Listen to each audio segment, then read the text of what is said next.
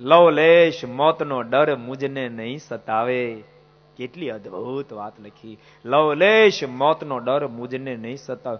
મોતથી કોણ ડરે તમને ખબર? કોણ ડરે? પાપી ડરે. બીજાની આંખોમાં આંસુ પડાવે એ ડરે. કોઈનું કાળજું કંપાવે એ ડરે. મોતથી કોને ડરવું પડે? કોને? કોઈનું આંચકી લીધું એને ડરવું પડે. જેને માતા પિતાની સેવા નથી કરી એને ડરવું પડે. મોતથી કોને ડરવું પડે?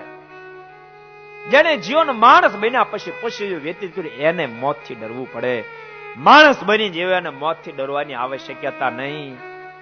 લવલેશ મોતનો ડર મુજને નહીં સતાવે. લવલેશ મોતનો ડર મુજને નહીં સતાવે. પરંતુ કોઈ મહેફિલમાં મારી ખોટ વર્તાય તોય ઘણું છે.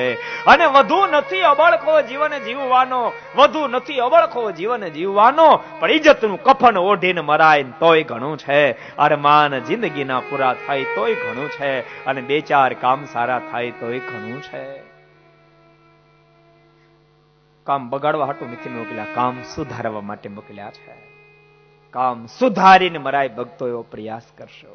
એક ગુરુ શિષ્યના સંવાદ વાળું પુસ્તક મેં બહુ વર્ષો પહેલા વાંચ્યું હતું. શિષ્ય ગુરુને પ્રશ્ન કર્યો, ગુરુદેવ મર્યો કોને કહેવાય? કેટલો સરસ પ્રશ્ન છે. તમારા મનમાં થશે આવા વળી પ્રશ્નો હતા છે. દેહમાંથી પ્રાણ નીકળી ગયો એટલે મરી ગયો. પણ ભક્તો આપણી પરિભાષા છે, મહાપુરુષો નહીં. ગુરુદેવ મર્યો કોને કહેવાય? ગુરુએ અદ્ભુત ઉત્તર આપ્યો, બેટા મર્યો એને કહેવાય મૃત્યુ પામ્યા પછી ફરીવાર જેને માતાના ઉદરમાં ઊંધે માથે લટકવા ન આવવું પડે, પરમેશ્વર સુધી પહોંચી જાય એને મર્યો કહેવાય. બાકી દુનિયા બધા પાછા થાય છે. મારા કાકા પાછા થયા, મામા પાછા એટલે ખરખર જ આવવું પડશે કે એને ખબર હોય પાછા જ થયા છે. અને આપણા સૌરાષ્ટ્રમાં તમને ખબર ને પછી નાક ફણિયું ધરબી દે ડેલામાં.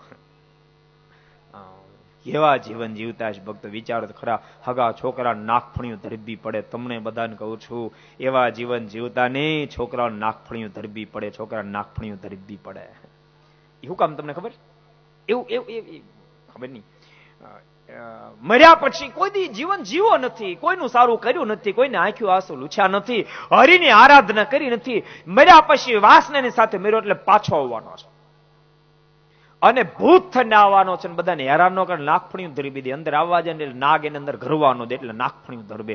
જોજો જિંદગીમાં નાકફણિયું ધરબી પડે એવી દિશા ન થાય.